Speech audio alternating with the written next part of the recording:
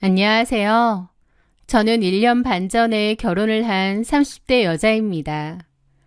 저는 드라마의 소재로나 나올 법한 황당한 일을 겪었었는데요. 세상에는 별의별 사람들이 다 있다고는 하는데 그런 사람을 가족으로 만나게 될 줄은 몰랐습니다. 누구 이야기냐고요? 바로 제 남편의 남동생 와이프인 동서 이야기입니다. 자신의 얄팍한 기준으로 사람을 판단하고 무시하다가 저에게 큰 코 다치게 되었죠. 지금부터 여러분들에게 그 이야기를 들려드리고자 합니다. 저와 남편이 처음 만났던 것은 제가 대학교에 다니던 시절이었습니다. 저는 고등학교 때부터 웹소설을 굉장히 좋아했었어요. 다른 사람의 웹소설을 읽는 것도 좋아하고 제가 쓰는 것도 아주 좋아했죠. 그래서 자연스레 대학교도 문예창작학과로 지원하게 되었습니다. 저희 남편은 같은 학교 학생이었고 교양 수업을 같이 듣던 공대생이었습니다. 팀 과제를 했어야 했는데 우연히 같은 조를 하게 되었고 연락처를 주고받았었습니다. 과제를 준비하면서 자연스레 연락을 하게 되었는데 생각보다 서로 말도 잘 통하고 대화가 즐겁더라고요. 남편은 서글서글하고 착했고 저는 그런 남편에게 끌려 연애를 시작했습니다. 그런데 잘 만나오다가 남편은 군대를 갔고 이런저런 이유로 소원해지다가 그 후에 자연스레 헤어지게 되었습니다. 그렇게 각자 헤어진 채로 살았고 저는 그 후에도 꾸준하게 인터넷 소설 사이트에 제 소설을 올렸죠.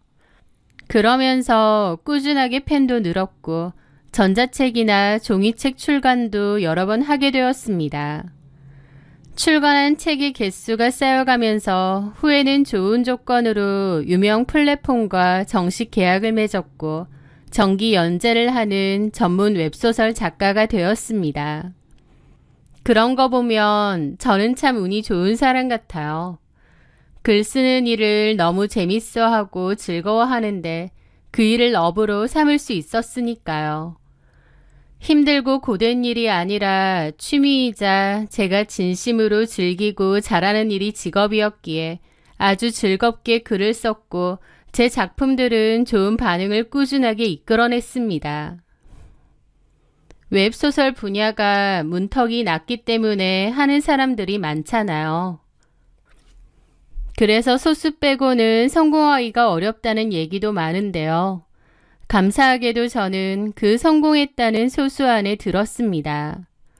꾸준한 팬과 유입층이 있었고 플랫폼 계약으로 인해 정기적인 수입은 물론 출판된 책으로부터 오는 인세도 상당했거든요.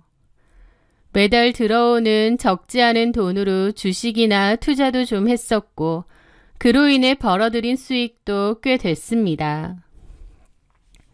저희 업계에서는 제 필명만 되면 누구나 아는 꽤 잘 나가는 웹소설 작가가 되었죠.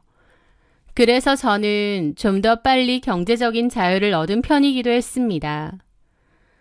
어쨌든 그렇게 제 일에 열심히 매진을 하다가 우연히 남편과 다시 연락이 되었습니다. 남편은 대학교 졸업 후 게임 회사의 개발자로 입사했다고 하더라고요. 헤어질 때도 나쁘게 헤어진 게 아니었기에 다시 연락이 왔을 때도 오랜만에 다시 만난 친구처럼 반가웠습니다. 그렇게 연락을 주고받다가 만나게 되었고 서로의 근황들을 얘기하게 되었어요. 그러면서 다시 그 왕래를 했습니다. 다시 만나니까 예전의 감정들도 생기고 좋더라고요. 아, 역시 이 사람이 나하고 제일 잘 맞는구나 깨닫게 되고요. 그러면서 다시 사귀게 되었죠.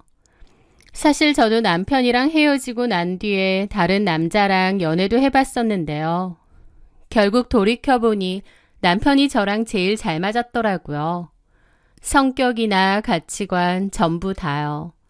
그래서 헤어졌음에도 한 번씩 생각나고 그리울 때도 있었다가 이렇게 운명처럼 다시 만난 거였죠. 다만 제가 당장 결혼 생각이 없었기에 나이가 찼어도 결혼은 하지 않고 연애를 좀 오래 했습니다. 30살이 조금 넘어서야 저희는 오랜 연애를 끝내고 결혼을 하기로 했어요. 저와 남편 사이에서 본격적인 결혼 이야기가 오갔고 시댁에 인사를 드리러 갔습니다. 아버님과 어머님은 두 분 다 교직에 있으셨던 분이었는데요. 만나뵈니 두 분 다 성품이 너무 온화하고 좋으시더라고요. 저를 너무나 반갑게 맞이하며 좋아해 주셨습니다. 어서와 혜연아. 너랑 우리 찬영이가 워낙 오래 연애를 했어서 언제 결혼하나 하는데 이제서야 며느리로 만나게 됐네. 우리 찬영이가 그동안 혜연이 칭찬을 얼마나 많이 했는 줄 아니? 글도 잘 쓰고 똑부러지고 착하다고. 실제로 보니 왜 그렇게 칭찬했는지 알겠다. 참하고 너무 예뻐. 앞으로 우리 아들 잘 부탁한다. 어머님은 저를 처음 본 순간부터 친근하게 여기시며 예뻐해 주셨어요. 저를 좋게 봐주신 시부모님께 저는 그저 감사한 마음뿐이었죠. 시동생도 저희 남편하고는 다르게 좀 유들유들 너스레를 떠는 성격이긴 했는데 그래도 착하고 재밌는 성격이었습니다. 시동생도 결혼할 여자가 있다고 했는데 저희가 결혼하고 1년 정도 뒤에 시동생도 결혼을 했어요. 시동생은 결혼 전부터 자기 여자친구가 정말 예쁘다고 칭찬 일색이었고 저도 궁금했었습니다. 그리고 또 저에게도 동서가 생기는 거다 보니 동서지간에 친하게 잘 지내면 좋겠다고 생각했어요. 하지만 처음 만난 동서의 첫인상은 저에게 별로 좋지 않았습니다. 동서는 백화점 화장품 매장에서 일하다가 현재는 잠시 일을 쉬고 있다고 했어요. 직업이 직업인지라 시동생 말처럼 외모도 굉장히 화려한 편이었고 화장도 짓고 잘 꾸미더라고요. 성형도 많이 했고요. 반면 저는 성격 자체도 그냥 수더분한 데다 집에서 내내 글만 쓰면서 살았다 보니 잘 꾸미지도 못하고 그럽니다. 그냥 깔끔하게만 보여지자라는 생각으로 평소에 옷을 사거나 꾸밀 때도 딱 그 정도였죠. 깔끔 단정 그 정도로만요. 그래서 동서가 인사를 온다고 했을 때 저도 그냥 가볍고 편하게 입고 갔었습니다. 화장도 가볍게 하고 수수하게요. 그런데 동서는 첫 만남부터 저를 위아래로 훑어보더니 비웃더라고요. 제가 생각보다 초라해 보이고 평범해 보였기에 아마도 자기가 더 잘났다고 생각하고 저에게 우월감을 가지는 것 같았어요. 동서 같은 사람들은 대개 겉으로 보여지는 외모로 사람을 판단하기 마련이니까요. 형님은 정말 딱 글 쓰시는 분 같아요. 누가 봐도. 집에서 사람들도 잘 안 만나고 딱 방구석에서 글만 쓰시는 그런 분 같아요. 라면서 실실거리며 저렇게 비꼬더라고요. 저는 동서가 무슨 뜻으로 저런 말을 하는지 의도는 알았지만 그냥 좋게 좋게 웃으며 말해주었습니다. 아, 그래요? 지수 씨는 참 예쁘고 잘 꾸미네요. 도련님이 왜 그렇게 지수 씨 좋아하는지 알겠어요. 저도 알아요. 직업이 직업인지라 흐트러지고 아무렇게나 다니는 거 딱 질색이거든요. 집 앞 슈퍼 갈 때도 화장하고 나가요. 화장 안 하고 다니는 여자들 있잖아요. 저는 좀 보기 그렇고 예의 없어 보이더라고요. 그러는 겁니다. 화장하고 예의하고 뭔 상관인지는 모르겠지만 어쨌든 동서는 저런 식으로 말하면서 은근히 제 외모를 깎아내리더군요. 저는 화장을 엄청 가볍게 하는 편이라 남들이 보기엔 그냥 맨 얼굴로 다니는 것처럼 보이기도 하는데 마치 화장도 안 하고 다니는 저보고 예의 없다고 하는 것 같기도 했습니다. 저의 그런 수수한 모습에 대해 남편이나 시댁 식구 그 누구도 뭐라고 한 사람이 없었습니다. 어머님은 오히려 제가 밤새 글 쓰느라 힘드니 집에서 편하게 있으라며 편한 홈웨어를 여러 번 사다 주실 정도였죠. 그런데 동서가 시동생과 결혼도 하기 전에 저의 모습을 우습게 보며 무시했던 겁니다. 좀 황당했지만 그냥 동서는 저런 사람인가 보다 하고 말았던 것 같아요. 그날 동서는 시댁 식구들 앞에서 자신에 대해서 이런저런 얘기를 늘어놓았는데요. 자기가 원래는 백화점 명품 화장품 매장에서 일을 했었는데 인플루언서가 되고 싶어서 현재는 일을 그만둔 상태라고 했습니다. 자기가 워낙 예쁘고 피부도 좋고 잘 꾸미니 그런 걸 이용해서 유튜브나 SNS에 영상을 올릴 거고 그걸로 인플루언서가 되겠다고 했죠. 지금 인플루언서인 것도 아니고 그렇게 하겠다는 얘기였습니다. 다른 사람도 아니고 결혼 앞두고 시부모님께 저런 얘기까지 하다니 좀 푼수인가 싶기도 했는데 어쨌든 동서는 몹시 진지하고 당당하더라고요. 은근히 가만 보면 꾸미는 걸 모르는 여자들도 많더라고요. 예쁜 외모도 경쟁력인데 말이죠. 그런 사람들한테 화장하는 법, 옷 예쁘게 입는 법, 그런 거 소개하는 영상을 만들려고 해요. 그렇구나. 제가 지금 당장은 일을 안 하지만 직업이 없는 건 아니에요, 어머님. 아시죠? 그래. 성격 좋은 저희 어머님은 동서가 뭔 말을 하든 웃으며 오냐 해주시더라고요. 그런데 동서가 그러는 겁니다. 형님도 제 SNS 주소 알려드릴 테니까 꼭 보세요. 형님은 필수로 좀 보셔야겠다. 너무 안 꾸미셔. 그러더라고요. 좀 어처구니가 없긴 한데 그냥 알겠다고 하고 말았습니다. 그 뒤로 정말 저한테 SNS 주소 보내면서 좀 꾸미고 다니셔라 고나리질도 하더라고요. 그 뒤 시동생과 동서는 결혼했는데 동서는 그 후에도 저를 만날 때마다 어이없는 소리를 잘도 했습니다. 제가 백화점에서 오래 일해서 그런지는 모르겠지만 반무당이에요.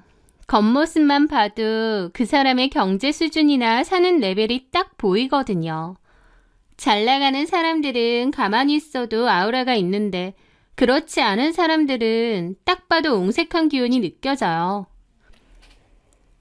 외모만으로 사람을 판단하는 것이 얼마나 가짜는 일인가 싶기도 한데 굳이 동서에게 왈가왈부하지는 않았습니다. 저렇게 생각한다는데 제가 뭐하러 한 소리하고 동서의 생각을 뜯어 고치려고 노력하겠나요?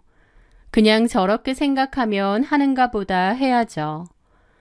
동서는 저보다 잘난 외모를 가지고 있다고 생각했기에 저한테서 우월감이 상당했고 또 저의 보여지는 모습으로 저를 판단해서 곧잘 무시했습니다. 제가 웹소설 작가라고 하는데 아무나 쓸 수 있는 웹소설이나 집에서 쓰는 사람이고 돈도 별로 못 벌고 구질구질하게 산다. 이렇게 저를 정의 내리는 것 같더라고요.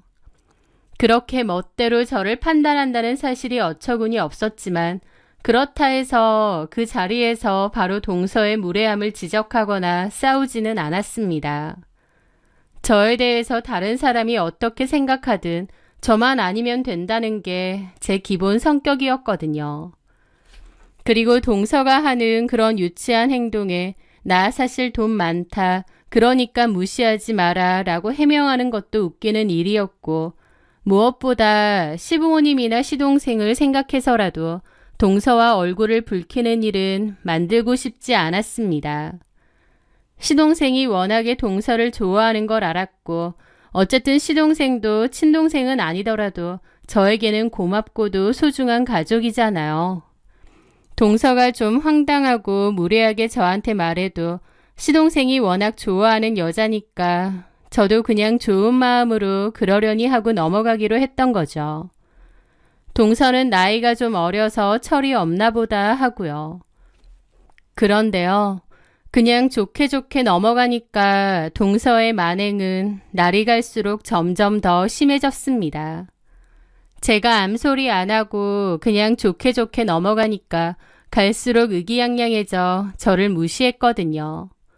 게다가 시부모님이나 시동생 앞에서의 동서의 이중성은 소름이 돋을 정도였습니다.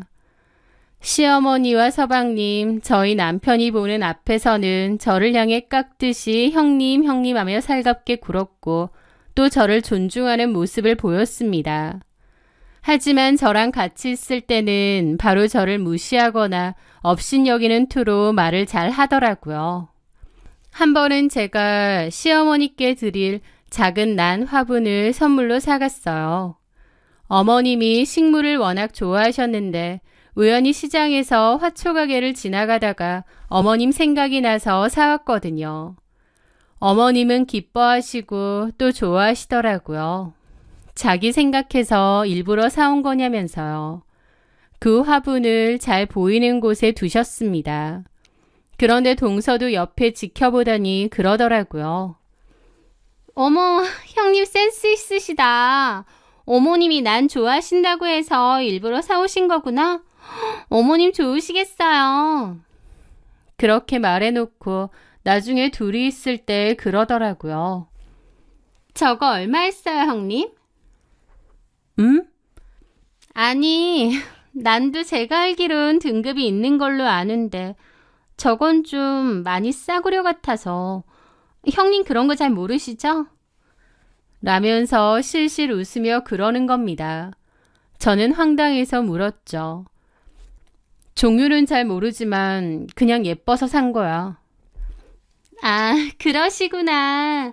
그러고 보면 참 어머님이 성격 좋으세요. 아무 선물이나 받아도 다 좋아하시고 고마워하시고. 근데요, 형님. 다음번에는 이왕 사실 거면 좀 크고 좋은 걸로 사오세요. 저건 너무 빈약해 보이고 초라해 보여요. 어머님이 고맙다곤 했지만 사실 저렇게 놔두기 창피하실 것 같아요. 라는데 너무 어이없는 겁니다. 선물 받으신 어머님은 정작 좋아하시는데 자기가 뭔데 저렇게 말하나요? 제가 벙쪄서 쳐다보고 있으니 동서는 막 찡긋거리며 웃더니 자리를 뜨더라고요. 제가 나한테 억하심정이 있나 싶기도 하고 나한테 무슨 경쟁 심리라도 느끼나 싶기도 했습니다. 동서가 저를 무시하는 것이 갈수록 도가 지나치더라고요. 처음엔 좋게 좋게 넘어갔는데 저도 사람인지라 갈수록 짜증나고 불쾌하고 곱씹어보면 열받는 겁니다. 어느 날은 저한테 그러더라고요. 형님, 이 팔찌 어때요? 예쁘네. 동서랑 잘 어울린다. 그쵸. 오빠가 이번에 보너스 받아서 사줬거든요. 신상인데 워낙 인기가 많아서 돈 주고도 구하기 힘든 거라네요. 그래도 저 아는 분이 이 브랜드 매니저라서 잘 구했어요. 이것도 사실 인맥 있어야 살 수 있는 것 같아요. 좀 비싸긴 한데 그래도 꼭 갖고 싶었던 거라 무리긴 해도 샀어요. 오빠도 이런 기회에 사야 된다고 하고요. 그래, 잘 샀네. 저는 잘 샀다고 예쁘다고 해줬는데 동서는 또 픽 웃으며 그러는 겁니다. 아, 맞다. 형님은 이런 거 잘 모르시죠? 이 브랜드가 뭔 줄은 아세요? 그러는 겁니다. 황당하더라고요. 알지. 나도 백화점 종종 가는데. 백화점은 가도 명품관 쪽으로는 잘 안 가실 거 아니에요. 이건 막 흔한 명품은 아니라서 좀 비싸거든요. 형님 가격 들으시면 놀라서 자빠지시는 거 아닌가 몰라? 형님, 이거 한번 차보기라도 하실래요? 형님은 이런 거 안 해보셨을 거잖아요. 이번 기회에 한번 차보시겠어요? 그러는 겁니다. 이게 진짜 보자 하니까 사람을 뭘로 보나 싶더라고요. 유치하게 똑같은 사람 되기 싫어서 좋게 넘어가니까 갈수록 가관이었죠. 그래서 저도 그랬습니다. 동서, 내가 왜 이런 거 안 해봤을 거라고 생각해? 어머, 형님 기분 나쁘셨어요? 제 말은 그런 건 아닌데. 기분 나쁘셨으면 죄송해요. 기분 나쁜 게 아니라 동서 전부터 자꾸 나한테 그러는데 나도 유치해지기 싫어서 그냥 동서하는 말에 그래 그래 해줬거든. 근데 갈수록 좀 심한 것 같아. 나 솔직히 이런 거 마음만 먹으면 얼마든지 살 수 있어. 한때는 이런 거에 관심이 생겨서 많이 샀던 적도 있었고 지금은 관심 없어졌지만 제 말은 사실입니다. 한때 인쇄도 많이 들어오고 주식으로도 꽤 벌었을 때는 이런 것에 관심을 둔 적도 있었어요. 그런데 그것도 오래 안 가더라고요. 제 천성 자체가 꾸미고 허세 부리고 이런 걸 안 좋아하다 보니 금방 시들해졌거든요. 저는 그냥 편하고 단정하게 입고 다니고 그렇게 사는 게 저한테 더 잘 맞는 사람이었으니까요. 그런데 동서가 자꾸 사람을 긁으니 저도 그렇게 말한 거죠. 그런데 동서는 제가 발끈해서 거짓말을 한다고 생각하더라고요. 어머, 형님 많이 기분 나쁘셨나 보다. 죄송해요. 그럴 의도는 아닌데. 저도 그냥 형님도 한번 껴보셔라 그런 뜻이었어요. 형님은 이런 거 안 해보셨을 것 같아서. 기분 나쁘셨다면 죄송요? 기분 나쁜 게 아니라 솔직히 이런 걸로 자랑하는 거 너무 유치한 거 아니야?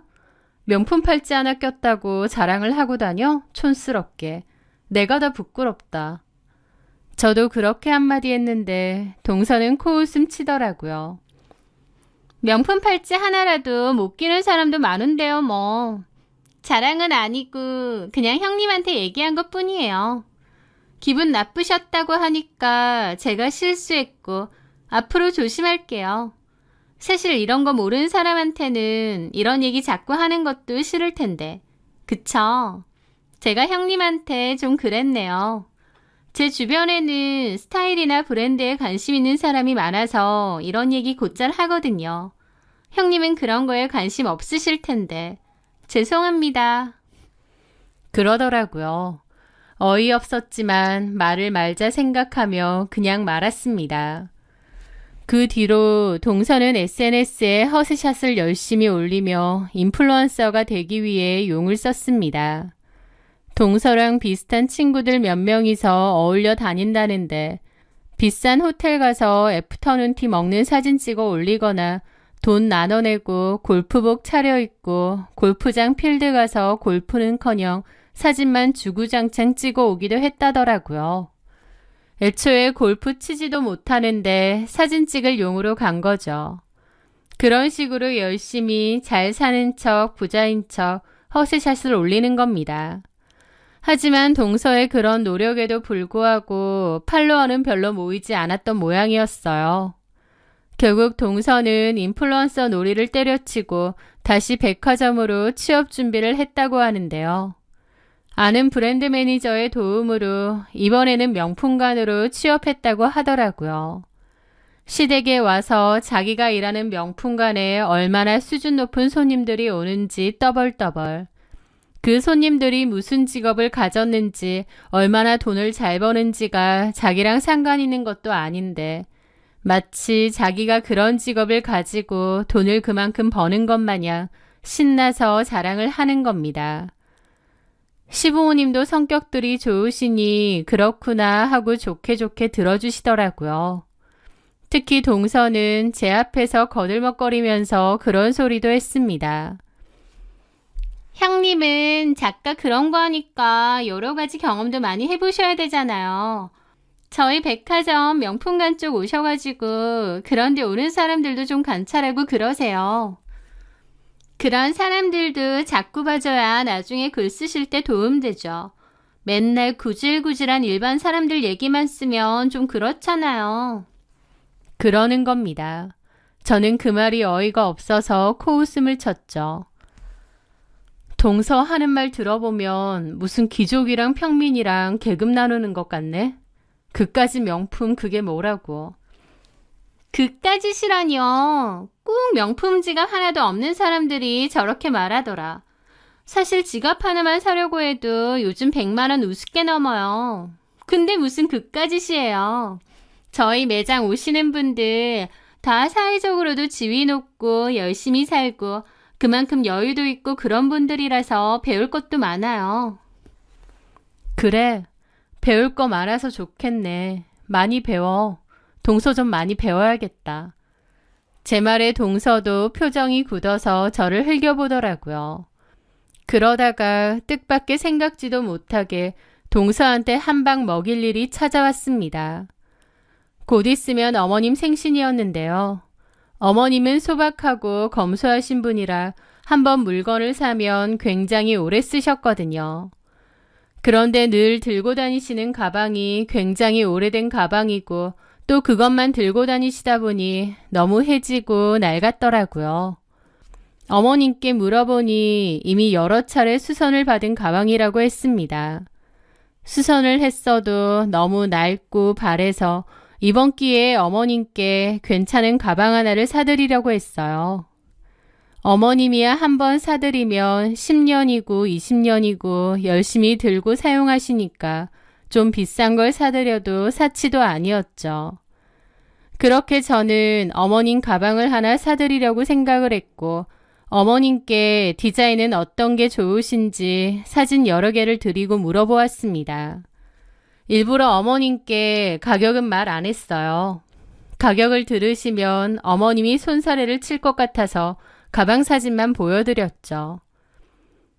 어머님, 이 중에서 하나 골라보세요. 제가 생신 선물로 사드릴 테니.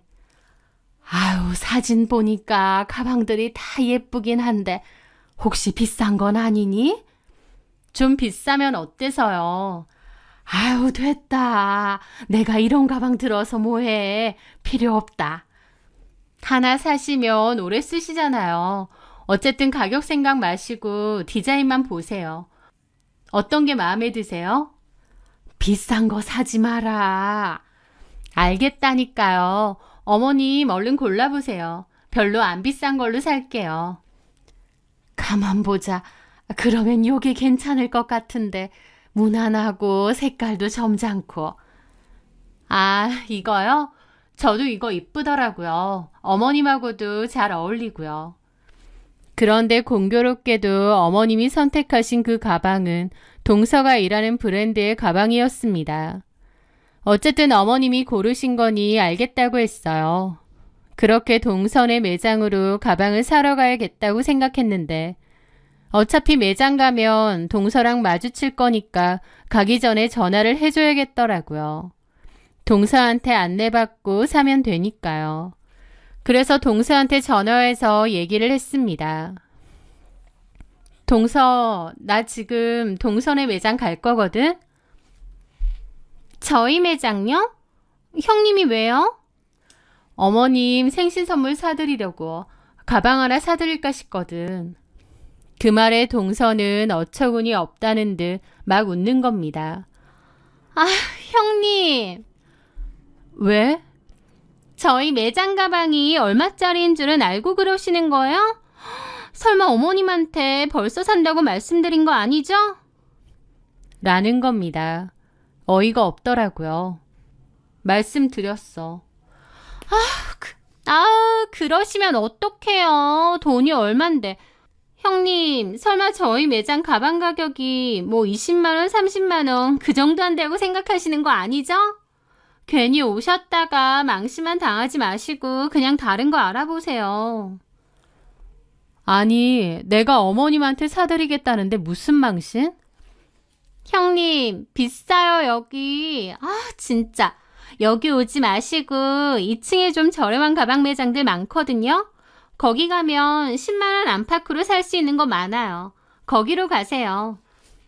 라는 겁니다. 이게 진짜 사람을 대놓고 무시하네 싶어서 열받더라고요. 그래서 그랬습니다. 아니, 나 지금 동선의 매장 가고 있어. 지금 갈 테니까 바로 안내나 해줘. 형님 고집은. 그리고 이런데 안 와보셔서 모르나 본데 저희 매장 지금 손님들 많아서 웨이팅 있어요. 온다고 바로 들어오고 그렇게 못 하신다고요. 그 말에 저는 코웃음을 쳤죠. 바로 못 들어가는지 어떤지는 가보면 알겠지. 여튼 다 와가니까 그런 줄 알아. 그렇게 저는 전화를 끊었습니다. 그리고 곧바로 동서가 일하는 그 매장으로 갔어요. 제가 매장에 들어서자 동서는 저를 발견하고는 고개를 가로저으며 달려오더라고요. 형님, 진짜 오신 거예요?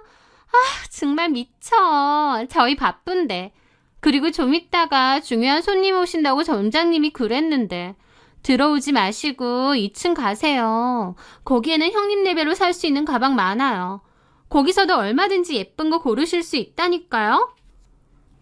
동서, 적당히 좀 해. 가방 하나 사는데 무슨 사람 레벨을 따져? 그러면 들어와서 보시던가요. 가격 보시고 놀라 자빠지지나 마세요. 동서나 놀라겠지. 형님 지금 허세 부리시는 거예요? 그럼 들어와 보시던가요. 가격 보고 놀라서 나갈 거면서. 그 순간이었습니다. 그때 저희 두 사람 앞에 뛰어온 뜻밖의 사람이 있었어요. 바로 동서가 일하는 매장의 점장이었죠. 점장은 우리 두 사람을 보고 놀라 기겁해서 달려왔어요. 지수씨! 어머 점장님 죄송해요. 입구에서 소란 피워서 이분이 잘 모르고 오셔가지고. 그 말에 점장은 황당한 얼굴로 동서를 보더라고요. 고객님한테 뭔 소리 하는 거야, 지수씨? 이쪽으로 나와! 그러면서 점장은 저를 보며 환히 웃었죠. 고객님 오셨어요. 전화 받고 기다리고 있었습니다. 너무 오랜만에 오셨어요. 그렇네요. 한동안은 왜 전혀 안 오셨어요? 저희가 매번 VIP용 책자랑 안내 보내드렸었는데. 요즘은 좀 이런 거에 관심이 없어져서요. 점장이 저를 반갑게 맞이하고 저와 대화를 나누자 옆에 있던 동서는 멍청한 표정을 짓고 있더라고요. 점장은 동서를 흘겨보며 그러더라고요. 뭐 하고 있어? VIP 고객님 모시지 않고. 그 말에 동서 눈이 휘둥그레졌습니다. 네? VIP요? 내가 아까 얘기했잖아. VIP 고객님 오신다고. 내 말 안 들었어, 지수씨? 누가 VIP예요? 여기 이분이 VIP지. 왜 그래, 지수씨? 점장은 저를 의식해서 낮은 목소리로 화를 냈지만 사태 파악 못하는 동서한테 화가 잔뜩 난 것 같았습니다. 괜찮아요, 점장님. 물건을 이미 보고 와서 그것만 바로 사고 가면 될 것 같아요. 안 그래도 말씀하신 제품 준비해놨습니다. 인기 제품이긴 한데 고객님 필요하시다고 해서 따로 빼놨어요. 어서 들어오세요. 동서는 어리 빠진 얼굴로 따라오더라고요. 점장은 제가 어머님께 사드리려고 한 가방을 들고 나와 저에게 보여주었죠. 제품 설명 간단하게 해드릴까요? 아니요, 괜찮습니다. 바로 결제할게요. 점장은 동서에게 말하더라고요. 그러시겠어요? 박지수 씨 뭐예요 계속? 자꾸 얼빠지게 일할 거예요? 얼른 결제해드리세요. 동서는 어리 빠져 저랑 점장이랑 번갈아 보고 있는 겁니다. 아직도 뭐가 뭔지 모르는 것 같았죠. 그 모습이 얼마나 우습던지요. 점장이 노려보니까 그제야 그러는 겁니다. 예, 계산 도와드리겠습니다. 점장님은 일 보세요. 계산하고 저는 바로 갈 테니까. 오랜만에 방문해 주셨는데 제가 안내해 드릴게요. 괜찮습니다. 다른 거 더 살 것도 없는데요, 뭐. 바쁘실 텐데 일 보세요. 네, 알겠습니다, 고객님. 필요하신 부분 있으시면 여기 있는 박지수 씨에게 말씀하시거나 저 바로 불러주세요.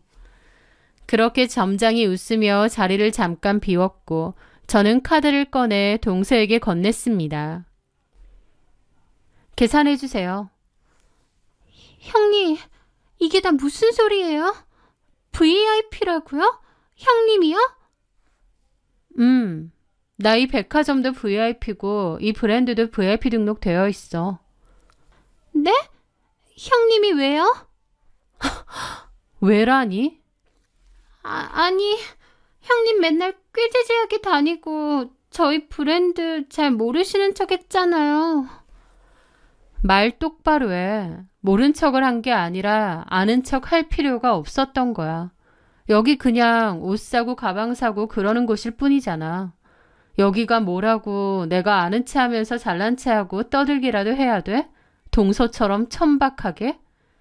제 말에 동서는 입이 떡 벌어지더라고요. 어서 계산하라니까. 나 바빠. 이 가방 1,000만 원짜린데요? 알아. 여기 가방들 다 그 정도 하잖아. 계산하라고. 동서는 계속 어안이 벙벙한 얼굴이더라고요. 제 카드를 받아들더니 넉나간 얼굴인 겁니다. 저보고 구질구질하다고 돈도 없고 초라해 보인다고 그렇게 무시하고 깠는데 이 브랜드 VIP의 1,000만 원짜리 가방을 아무렇지 않게 살 수 있다는 것에 엄청난 충격을 받은 것 같았죠. 저는 그런 동서의 모습에 코웃음 쳤습니다. 동서는 카드를 긁고 저한테 영수증을 주더라고요. 저는 웃으며 동서에게 그랬습니다. 동서, 내가 딱 한마디만 할게. 겉으로 보여지는 걸로 사람 함부로 판단하지 마. 봐봐. 보여지는 걸론 동서가 더 삐까뻔쩍해 보이지. 세팅된 머리에 짙은 화장, 명품으로 휘감고. 근데 실상은 어때? 그 명품들 동서 월급 한 달 두 달 모아서 힘들게 산 것들이잖아. 아니면 렌트했던가. 부자처럼 보이고 싶어서. 나는 보기에는 수더분하고 초라해 보일지 모르지만 사실은 돈이 없어서가 아니라 필요하지 않아서 이런 것들 안 사는 것 뿐이거든. 그러니까 보이는 걸로 사람 함부로 판단하지 말라고. 보여지는 거 아무것도 아니라는 거 동서가 몸소 보여주잖아? 동서도 겉모습 말고 내실을 좀 채워. 그리고 함부로 어디 가서 잘난 체 떠들지 말고. 세상에는 나보다 잘난 사람이 훨씬 더 많다. 그것 꼭 명심하고 살아. 그렇게 살면 어디 가서 함부로 다른 사람 무시하고 시건방 떨다가 쪽팔리는 일은 안 하게 되거든. 알았지? 저는 조근조근 웃으며 그렇게 말하고는 카드와 가방을 챙겨 그곳을 벗어났습니다. 동서의 그 얼빠진 표정이 지금 생각해도 참 웃기네요. 동서는 그 일 이후에 제 앞에서 거들먹거리던 게 쏙 들어갔습니다. 명품 브랜드에서 일하는 것일 뿐이면서 그렇게 가족들 앞에서 거들먹거리더니 저의 VIP 사건 이후로는 바로 찌그러져서 아무 말도 못하고 사는 게 보이더라고요. 지도 어지간히 쪽팔렸겠죠. 하지만 사실 그런 것도 참 동서다웠습니다. 무시했던 제가 백화점과 명품관 VIP란 사실을 알게 되고 바로 깨갱하고 설설 기는 게요. 나중에 시동생을 통해서 제가 그렇게 돈이 많고 잘 나가는 작가인지 다시 물어봤다고 하더라고요. 사실 그전에도 시동생이 저에 대해서 인기 많고 잘 나가는 작가라고 말했었다고 하는데 동서 딴에는 그래봤자 라고 생각했던 모양이었습니다. 웹소설 적어서 돈 잘 벌어봤자지 라고요. 하지만 저는 이 업계에서 나름 상위 10% 안에 드는 네임드 작가고 주식이나 투자로 자산도 꽤 되는 편이거든요. 그런 걸 일일이 티내지 않았을 뿐이었죠. 그리고 저도 돈이 잘 벌리던 한때 명품 같은 것에 관심을 가진 적도 있었습니다. 가방도 많이 사고 의류나 신발도 다 명품관에서 샀었죠. 그 전에 그래 본 적이 없었기에 그렇게 사는 삶은 어떤 걸까 궁금하기도 했거든요. 하지만 막상 해보니 별로 의미 없고 공허하다는 생각이 들었고 그 뒤로는 딱히 그러지 않았습니다. 다만 필요한 모든 것들을 다 백화점에서 사는 편이고 저희 친정 식구들 쓰는 것도 제가 살 때가 많다 보니 백화점 VIP로 유지가 되긴 하고 또 이전 실적 때문에 브랜드 VIP도 유지가 되었던 건데 어쨌든 동서한테 그걸로 한 방 먹이니 기분 좋더라고요. 좀 유치하긴 해도 동서 눈높이에 맞춰서 한 방 먹인 게 아닌가 싶어요. 명품 가방이 많고 고가의 물건으로 치장한 사람보다 내실이 풍부하고 깊이가 있는 사람, 본인만의 철학이 있고 타인에 대한 배려가 있는 사람이 진짜 부러운 사람이고 존중할 만한 사람이라는 생각을 많이 하게 됩니다. 진짜 자존감이 높고 당당한 사람은 거칠애에 신경을 쓰지 않고 함부로 남을 재단하고 무시하지도 않더라고요. 동서도 명품 가방으로 몸을 휘감기보다 내면이 단단한 사람이 되었으면 합니다. 그리고 겉모습으로 함부로 누군가를 재단하거나 급을 나누질 않길 바래요. 물론 사람이 쉽게 바뀌진 않겠지만 그 거들먹거림이 얼마나 창피한 짓이었는지 조금은 깨닫길 바랍니다. 제 사연 들어주셔서 감사합니다.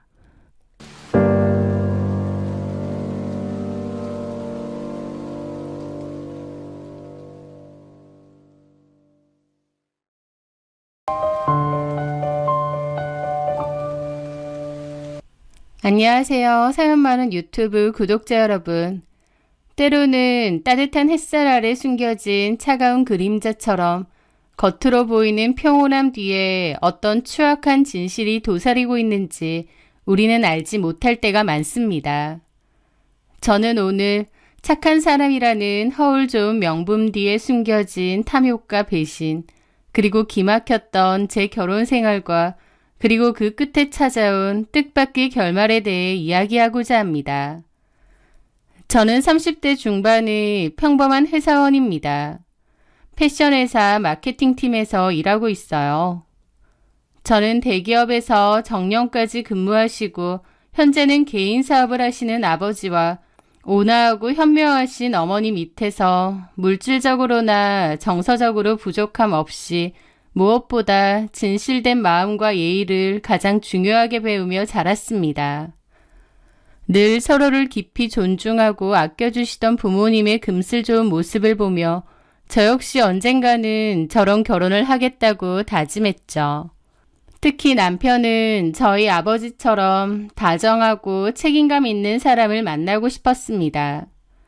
서로에게 힘이 되어주며 알콩달콩 예쁘게 사는 평범하지만 따뜻하고 안정적인 결혼.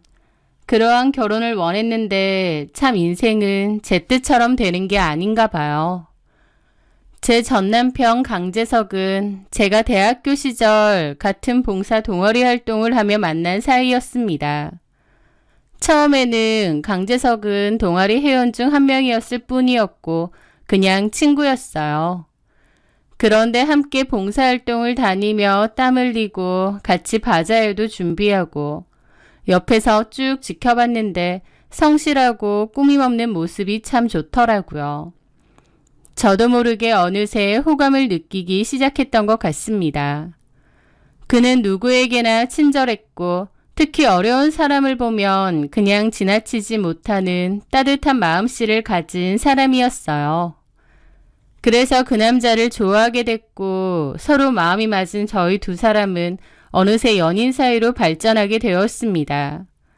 연애 기간 동안 남친은 저에게 세상 그 누구보다 다정하고 헌신적인 사람이었습니다. 화려하지는 않았지만 진심이 담긴 그의 눈빛과 행동들은 제 마음을 사로잡기에 충분했죠. 저희는 오랜 기간 연애하며 서로에게 깊은 신뢰를 쌓았습니다. 이런 사람이라면 내가 원하던 그 행복한 가정을 꾸릴 수 있겠구나, 행복한 부부가 될 수 있겠구나 생각했죠. 저도 취업을 해서 직장인이 되었고 강재석 역시 취업을 했습니다. 하지만 강재석은 원하던 대기업에는 다 떨어졌고 어쩔 수 없이 눈을 많이 낮춰 한 중소기업에 들어갔습니다. 그래서 강재석의 연봉은 대기업에 근무하는 저보다도 훨씬 적었죠. 물론 그런 부분들은 저에게 크게 중요하지 않았습니다. 늘 사람 됨됨이가 중요하다고 생각했으니까요. 그럼에도 불구하고 결혼에 있어서는 걸리는 부분이 있긴 했습니다. 바로 그의 집안 형편이 저희 집과는 많이 달랐다는 점이었죠. 그의 부모님은 그가 아직 어릴 때 두 분 모두 지병으로 돌아가셨다고 했습니다. 그 후로는 8살 나이 차이가 나는 누나의 손에서 거의 아들처럼 자랐다고 했죠. 누나는 동생을 위해 자신의 모든 것을 희생했다고 했고, 그래서 그는 늘 누나에 대한 미안함과 고마움을 입버릇처럼 말하고 다녔습니다. 그런데 그 누나가 지병이 있어서 더 이상 경제활동이 어렵고 집에만 있다고 했거든요. 당연히 강재석이 그의 누나를 부양해야 한다고 했고요. 저희 부모님께서는 처음에는 강재석의 어려운 가정 환경과 부양을 해야 할 신우라는 존재 때문에 저희의 결혼을 반대하셨어요. 정미야, 결혼은 현실이다. 사랑만으로는 넘기 힘든 벽이 분명히 있어. 네가 고생할까봐 걱정이다. 라고요. 하지만 그의 댐댐이와 저를 향한 진심만큼은 인정해 주셨고 눈물로 호소하는 제 고집을 꺾지 못하시고 어렵게 결혼을 허락해 주셨습니다. 저 역시 그의 배경이나 조건보다는 그의 성실하고 착한 심성, 그리고 지난 연애 기간 동안 변함없이 보여준 저를 향한 깊은 사랑만을 보고 결혼을 결심했습니다. 가진 것이 조금 부족해도 우리가 함께 노력해서 만들어 가면 되지. 사랑만 있다면 어떤 어려움도 다 헤쳐나갈 수 있을 거야 라고. 그때는 정말 그렇게 순수하고도 어리석게 믿었죠. 그렇게 쉬운 문제가 아니었는데 말이에요. 결혼 전 예비 시누이를 처음 만났습니다. 예비 시누는 건강이 좋지 않고 안색도 굉장히 좋지 않더라고요. 오랜 기간 당뇨 합병증으로 고생하고 있다고 했습니다. 그 때문에 제대로 된 직장 생활도 하기 어려워서 현재는 집에서 요양을 한다고 하더군요. 그녀는 제 손을 잡고 금방이라도 눈물을 쏟을 것처럼 글썽이며 말했죠. 옳게 될 사람이라고 해서 내가 얼마나 기대했는지 몰라. 우리 재석이 정말 이 세상에서 둘도 없이 착한 아이예요. 부모님 일찍 여의고 내가 내 젊은 청춘 다 바쳐서 내 앞가림도 못하면서 얘 하나만 보고 여기까지 키운 거 알죠? 내가 그동안 동생 뒷바라지하느라 너무 일찍 사회생활을 시작했고 갖은 고생을 해서 건강이 안 좋아졌어요. 이놈의 당뇨 때문에 온몸이 쑤시고 아파서 일도 못하고 집에서 겨우겨우 약으로 버티고 있다니까. 동생을 위해서 산 거 후회는 없어요. 내 동생 내가 잘 키워줘야지 누가 키워주겠어. 오히려 이 못난 누나가 더 잘해주지 못한 것 같아서 미안하고 게다가 지금은 이렇게 몸이 망가져서 직장 생활도 못하고 재석이한테 기대고 있다 보니 미안하기도 하고 근데 예비 올케가 그런 걸 다 이해해준다는 얘기를 듣고 내가 얼마나 고맙고 반가웠는지 몰라. 우리 재석이가 이렇게 착하고 예쁜 올케 만나서 장가도 가고 재석이가 내 자식은 아니지만 무슨 자식 장가 보내는 기분까지 든다니까. 우리 재석이 부족한 점 많겠지만 올케가 잘 좀 보듬어주고 아껴줘요. 그녀의 눈물 섞인 하소연과 동생을 위해 자신의 모든 것을 희생했다는 그 애절한 이야기에 저는 마음이 짠해졌습니다. 그리고 한편으로는 동생을 위한 그녀의 헌신에 깊은 감동도 받았죠. 예비 신우의 말처럼 무슨 남매가 아니라 엄마와 아들 같기도 했고요. 남친 강재성 역시 그런 누나에게 평생 갚아도 다 못 갚을 마음의 빚을 가지고 있다고 했습니다. 우리 누나 정말 나 때문에 자기 인생 다 포기하고 산 사람이야. 내가 이제라도 제대로 된 가장 노릇해서 누나한테 진 빚 조금이라도 갚아야 해. 당신도 내 마음 이해해주고 우리 누나한테 잘해줄 거지? 라고 저에게 말하더군요. 저는 고개를 끄덕였고 앞으로 신우에게도 어머니처럼 잘해야겠다고 다짐했습니다. 제가 사랑하는 남편을 잘 키워주고 건사해준 분이니까요. 하지만 그때는 몰랐습니다. 그 염치 없고 뻔뻔한 남매가 제 인생을 얼마나 갉아먹으려 했는지요. 결혼 생활이 시작되자마자 그 희생적이고 병약해 보였던 신우의 본 모습이 드러나기 시작했습니다. 신우는 노골적으로 제게 금전적인 압박을 가하기 시작했거든요. 저희 부부의 경제권은 제가 갖고 있었는데요. 제 연봉이 더 높기도 하고 또 재테크에도 밝았기 때문에 남편이 그렇게 했으면 하고 바라더라고요. 나는 돈 관리는 영 젬병이라서 당신이 다 알아서 해주는 게 마음 편해. 라면서요. 그래서 제가 경제권을 가지고 필요한 만큼 남편 용돈을 챙겨주었습니다. 나머지는 제가 저금이든 투자든 잘 운용해 보겠다고 했죠. 그리고 더불어 신우의 용돈과 생활비까지 생각해서 남편에게 늘 넉넉하게 챙겨주었어요. 그렇게 정기적으로 신우에게 돈을 보냈는데도 신우는 그것만으로는 턱없이 부족하다고 하소연을 하더라고요.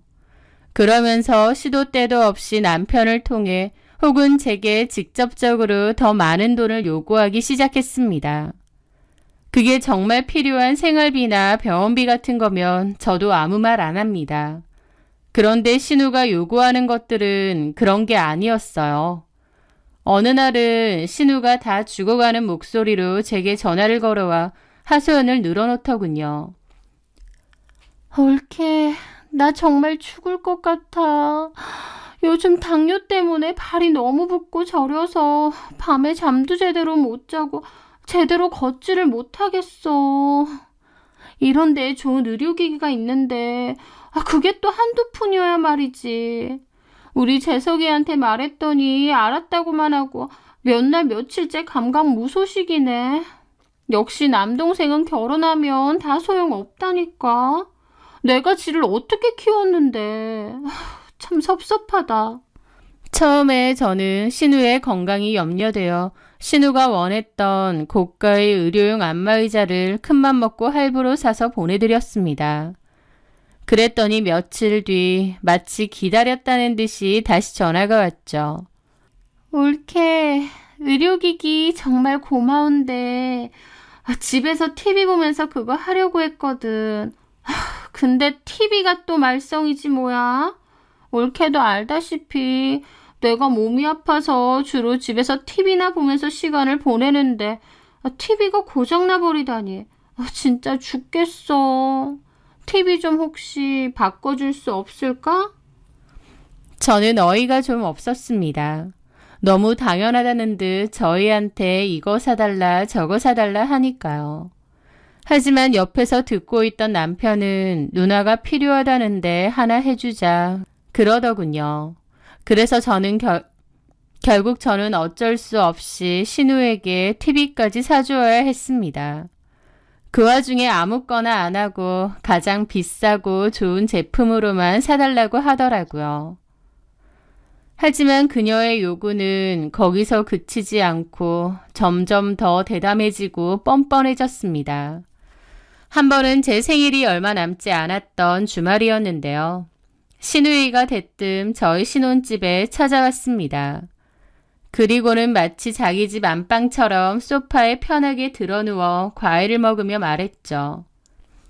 올케, 나 이번에 정말 필요한 게 있는데 재석이한테 말했더니 글쎄 올케 허락부터 받으라네. 치사한 놈. 그래서 내가 염치불구하고 올케한테 직접 부탁 좀 하려고 왔지. 우리 집 냉장고가 너무 낡아서 음식이 넣기만 하면 자꾸 상해.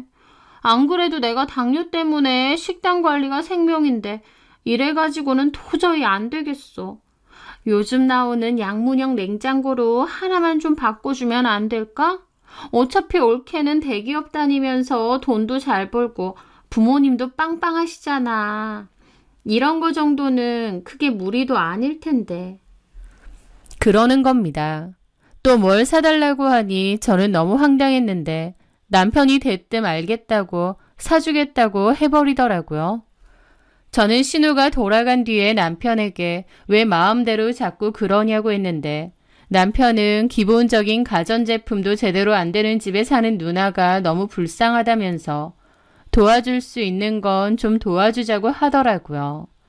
그런데 그 와중에 신우는 고맙다는 말은커녕 이왕이면 냉장고랑 식기세척기도 세트로 맞춰야 좋을 것 같아 내가 서서 오래 있으면 다리가 심하게 붓고 힘들어서 설거지하는 것도 영 힘드네 라며 투덜거리는 것이었습니다. 이런 식으로 신우는 크고 작은 금전적 요구와 끝을 모르는 뻔뻔한 태도를 보였고 남편은 그 와중에 계속 자기 누나 불쌍하니 좀 도와주자는 식이었습니다. 초반 한두 번이야 저도 좋게 해줬죠. 계속되니 내가 무슨 돈통으로 보이나 싶고 너무 스트레스 받더라고요.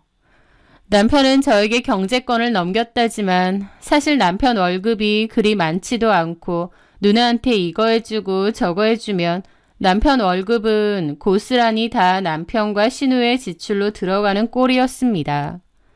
나중에는 이러려고 나한테 경제권 넘겼나 싶을 정도였죠. 저는 계속 형님이 원하는 대로 해드릴 순 없다고 하는데 남편은 그런 제 앞에서 불쌍한 척하면서 자기 누나 안 됐다, 가엾다, 미안하다, 자기는 늘 부채감이 있다 등등 죄책감을 유발하는 소리를 했죠. 마치 저만 나쁜 년 만드는 것처럼요. 그런 식의 일이 빈번하게 생기면서 저는 신혼 때부터 극심한 스트레스에 시달려야 했습니다. 하지만 그런 가전제품이야 고장이 나거나 오래 쓰면 바꿔야 되는 게 맞잖아요. 그래서 그런 것까진 그래도 이해했습니다. 하지만 진짜 황당한 일은 따로 있었어요. 어느 날 신우가 제게 전화를 걸어왔습니다. 올케, 나 제일 친한 친구 결혼식이 곧 있는데 변변한 옷도 없고 들고 갈 만한 가방도 단 하나도 없는 거 있지. 그 친구 남편 될 사람이 엄청 잘 나가는 사업가라서 결혼식에 오는 사람들도 다들 장난 아니게 빼입고 올 텐데 나만 너무 초라하게 가기가 좀 그렇네. 올케 가방 중에 괜찮은 거 하나만 빌려주면 안 될까? 아니면 혹시 올케 카드로 하나만 사주면 안 될까? 나도 이런 중요한 자리에 좀 기죽지 않고 당당하게 가보고 싶단 말이야. 저는 마침 신우의 생일도 다가오고 있었고 매번 돈 문제로 시달리는 것도 지긋지긋해서 이번이 정말 마지막이라는 생각으로 큰맘 먹고 괜찮은 가방을 하나 선물해 줄 생각을 하게 되었습니다. 그래서 제 신용카드를 선뜻 빌려주게 되었죠. 사실 제가 같이 가려고 했는데 그맘때 제가 너무 바빠 도저히 짬이 나지 않았거든요. 너무 부담스럽지 않은 선에서 형님 마음에 드는 예쁜 걸로 골라보세요. 이번 생일 선물 제가 좀 통 크게 미리 드리는 셈 칠게요. 그렇게 선물 드리고 나서 그 후에 신우에게 좋게 얘기할 생각이었어요. 계속 뭔가를 해드리는 건 어려울 것 같다고 방안을 좀 마련해보자고 좋게 얘기를 하려고 했던 거죠. 하지만 그것이 얼마나 저의 순진하고도 어리석은 판단이었는지를 깨닫는 데는 그리 오랜 시간이 걸리지 않았습니다. 신우는 제 카드를 받자마자 마치 고삐 풀린 망아지처럼 백화점으로 달려가 명품 가방을 시작으로 명품 브랜드 원피스와 구두까지 어마어마한 금액을 긁어버렸거든요. 쉴 새 없이 울리는 카드 결제 알림 문자를 보며 저는 그 자리에서 다리에 힘이 풀려 하마터면 주저앉을 뻔했습니다. 제가 가방 정도는 하나 사드릴 의향이 있었는데 이렇게 카드를 물쓰듯이 긁고 다닐 줄은 몰랐습니다. 저조차도 제 월급으로 뭔가를 사는 게 너무 망설여져서 꼭 필요한 것만 고민해서 사는데 신우는 그런 것도 없이 막 써제끼더라고요. 제가 피땀 흘려 번 돈이 그렇게 한순간에 신우의 사치와 허영을 위해 공중으로 날아갔다는 사실에 화도 나고 눈앞이 캄캄해졌죠. 제가 당장 신우에게 전화해서 격앙된 목소리로 항의했는데 신우는 적반하장으로 큰 소리를 치더군요. 아니, 올케가 좀 쓰라며. 그리고 듣자 하니까 너무하는 거 아니야? 내가 그동안 부모님 대신해서 재석이 키우느라 내 젊은 청춘 다 바치고 내 몸도 이렇게 망가졌는데 고작 이 정도 가방하고 옷 한 벌도 못 받아? 그리고 이거 올케 돈만 아니고 재석이 돈도 같이 있는 거잖아. 재석이도 그렇게 하라고 했는데 왜 올케가 난리야? 올케 하나밖에 없는 시댁 식구한테 정말 너무 인색하고 야박한 거 아니야? 그리고 지금 말투도 나 너무 기분 나쁘네. 내가 옳게 신우야. 근데 뭔데 그따위 말투로 나한테 훈계질이야? 너 나 무시해? 하면서 자기가 더 난리를 치는 겁니다. 그 일로 저와 신우는 크게 싸웠는데 더 기가 막힌 것은 제 남편 역시 이번에도 어김없이 마치 앵무새처럼 신우이의 편을 들고 나섰다는 겁니다. 정미야, 그만 좀 해라. 그냥 좀 너그럽게 넘어가면 안 될까? 우리 누나 그동안 너도 알다시피 얼마나 고생 많이 했어. 겨우 그깟 가방 하나, 옷 몇 벌 가지고 너무 빡빡하게 구는 거 아니야? 그리고 솔직히 말해서 우리 누나 말도 틀린 말 아니지. 내가 자기한테 돈을 다 맡겼는데 그 돈이 다 자기 돈은 아니잖아. 나는 우리 누나한테 그 정도 사줄 마음 있었던 거고. 근데 왜 자기 마음대로 되니 안 되니 그러는 거야? 라면서 자기 돈도 포함인데 뭐가 문제냐는 식이더라고요. 저는 이런 식이면 그냥 월급 나누고 네 돈은 네가 알아서 하라고 했는데 남편은 저더러 이렇게 속 좁은지 몰랐다고 오히려 자기가 더 난리를 치는 겁니다. 저는 그 남매의 뻔뻔함과 이기심 그리고 저를 존중하지 않는 그 태도에 깊은 허탈감과 함께 인간적인 혐오감을 느꼈습니다. 저는 당장 신우이에게서 제 카드를 빼앗듯이 회수했지만 앞으로도 이런 식이면 신우에게서 돈이 술술 셀 것은 분명했죠. 그 사건 이후 저는 남편에게 각자 월급 각자가 알아서 관리하자고 그리고 나는 더 이상 신우에게 용돈 안 보낼 거니까 그것도 알아서 하라고 했습니다. 그렇게 선을 그으면서 내 정신 건강이라도 챙기자는 생각뿐이었습니다. 하지만 돌이켜보면 그때 이미 남편은 제 등 뒤에서 더욱더 기막힌 배신을 조용히 준비하고 있었던 것 같습니다. 어느 날 저는 중요한 프로젝트 때문에 지방 출장이 예정되어 있었습니다. 금요일 오후에 출발해서 다음 주 월요일 아침에 돌아오는 2박 3일의 빠듯한 일정이었죠. 그런데 목요일 저녁 늦게 갑자기 거래처의 긴급한 사정으로 인해 출장이 다음 주로 통째로 연기되었다는 연락을 받았습니다.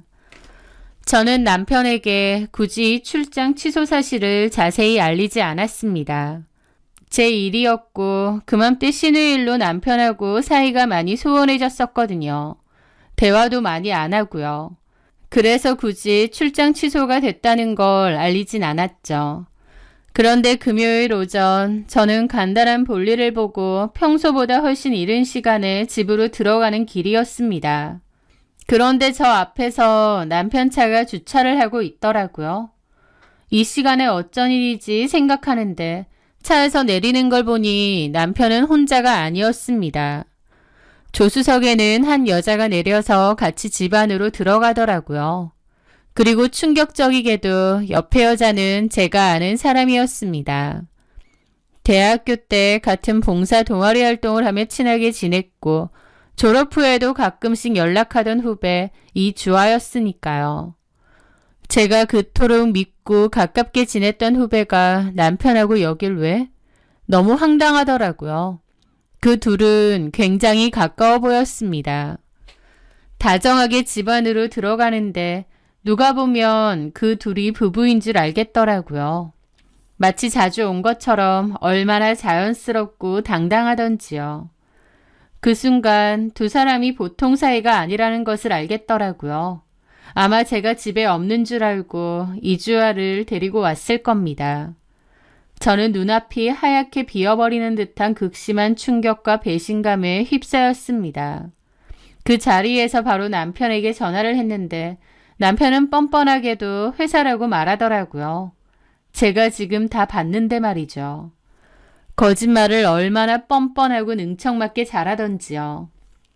저는 남편이 이렇게 거짓말을 아무렇지 않게 잘하는 사람인지 몰랐습니다. 아, 남편이 바람을 피고 있었구나 확신하게 되었습니다. 저는 남편하고 이제 어떻게 해야 할지, 이 결혼 생활을 어떻게 해야 할지 결정해야 했어요.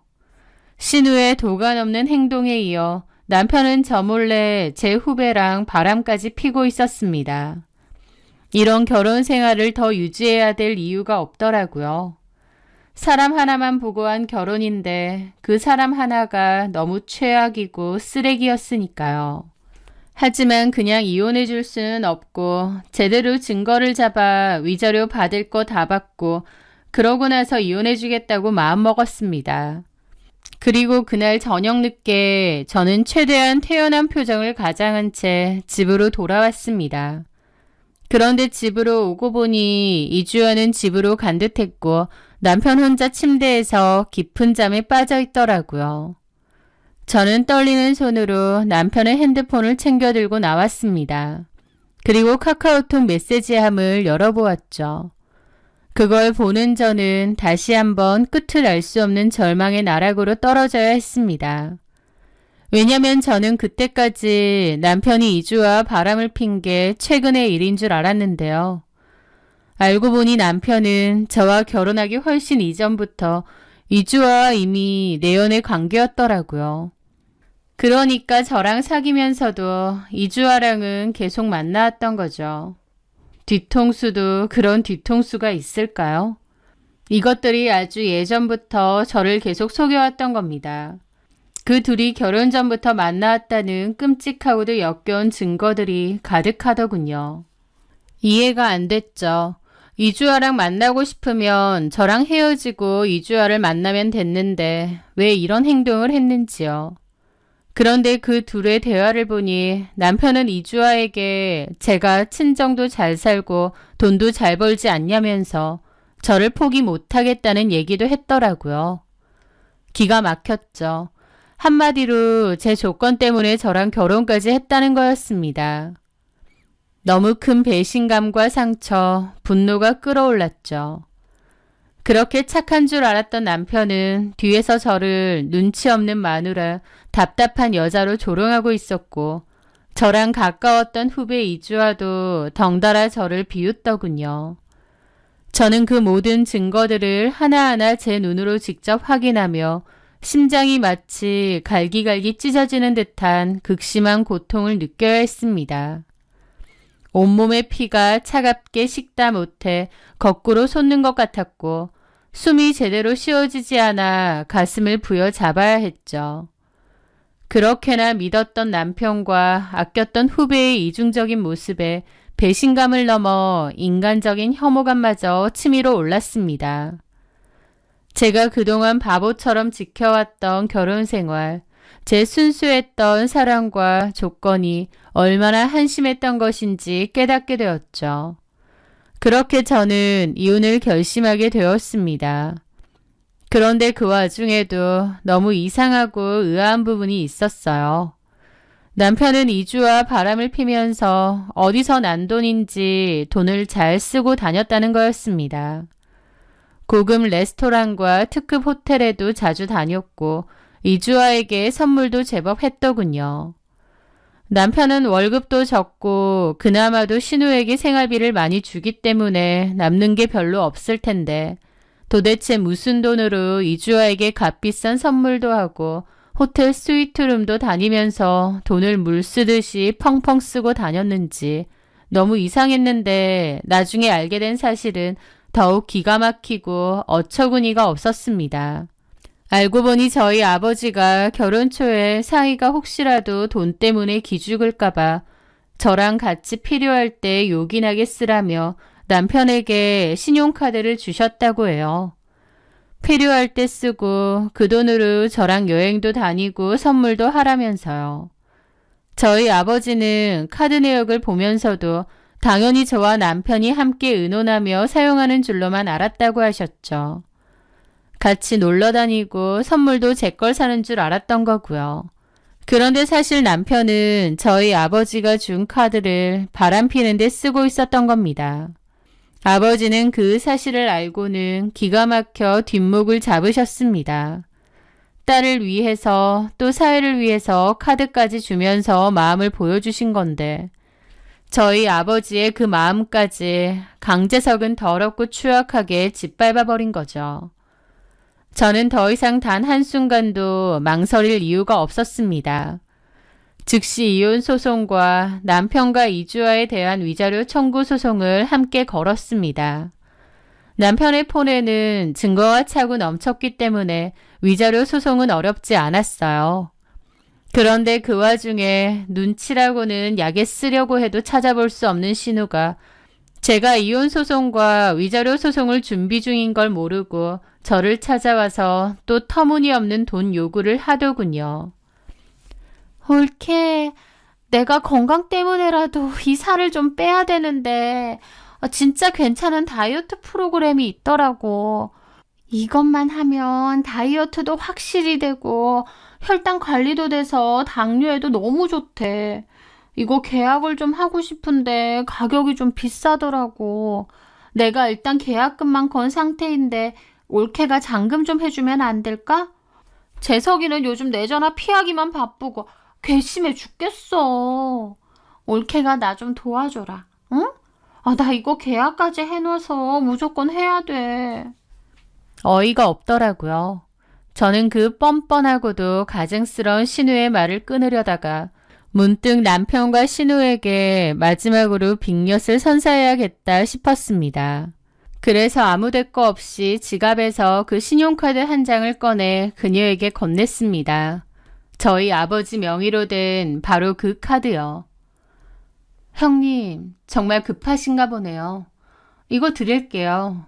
다른 것도 아니고 건강 때문이라는데 제가 도와드려야죠. 그 말에 신우는 반색을 하며 카드를 받아가더라고요. 저는 신나서 카드를 들고 가는 신우를 보며 코웃음을 쳤습니다.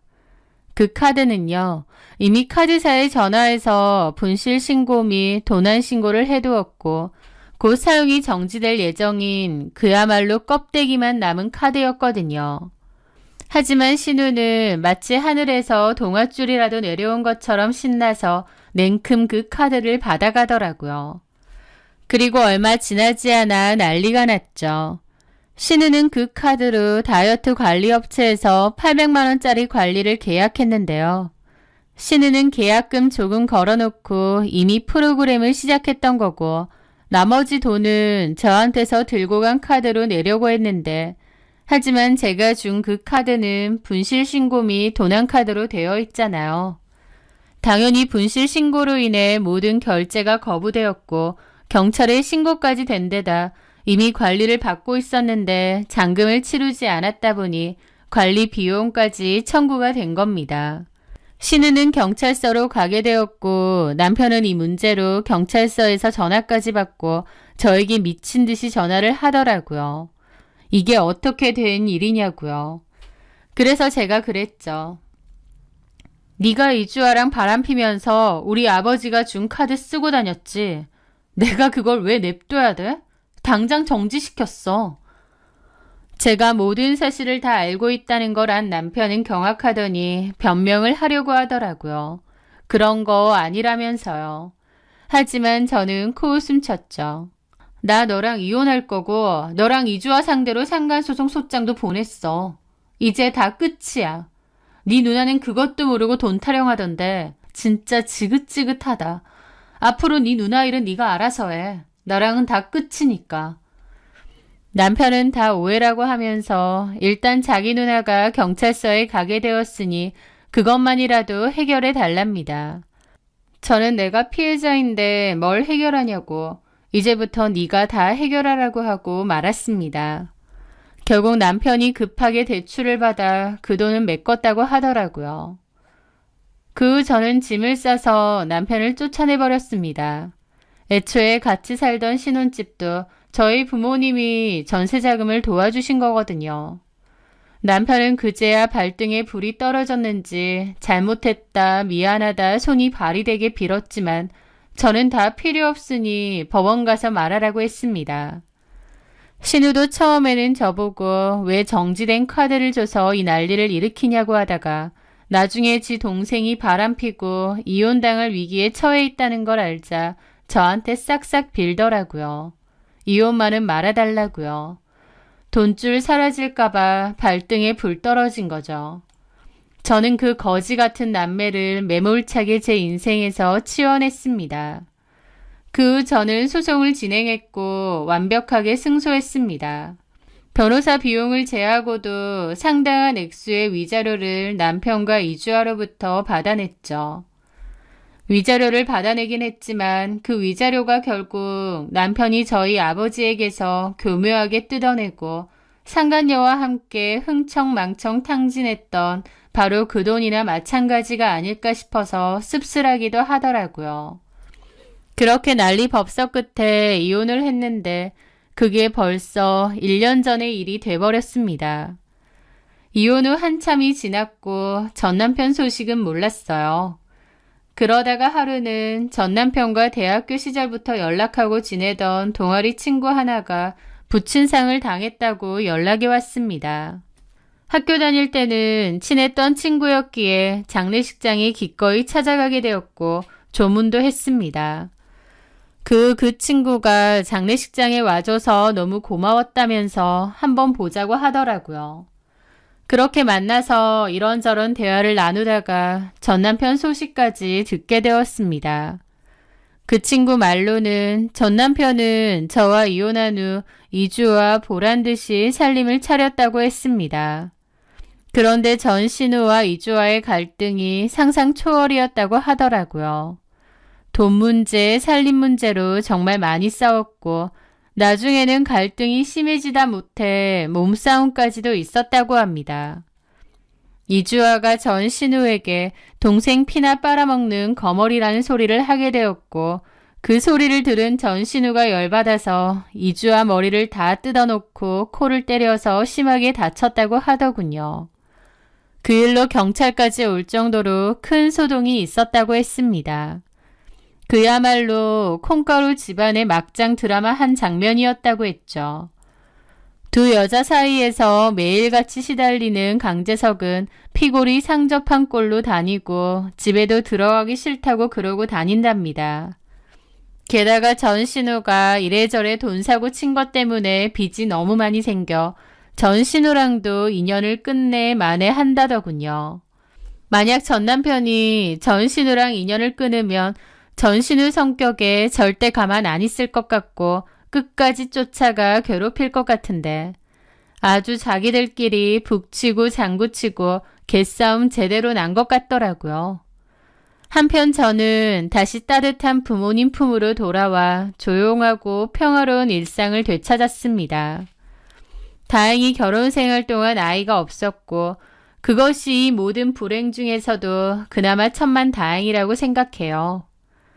전 남편이 인간성 하나만큼은 참 괜찮다고 생각했는데 이제 와서 생각해보면 그 인간은 다른 거 가진 게 없었기 때문에 유일하게 인간성 하나만을 연기했던 게 아닌가 싶습니다. 다시는 어리석은 결혼 같은 것에 제 소중한 인생을 얽매이지 않으려 하고 오롯이 제 자신을 사랑하며 당당하고 행복하게 살아가려 합니다. 제 길고도 기막힌 이야기 끝까지 들어주셔서 정말 감사합니다.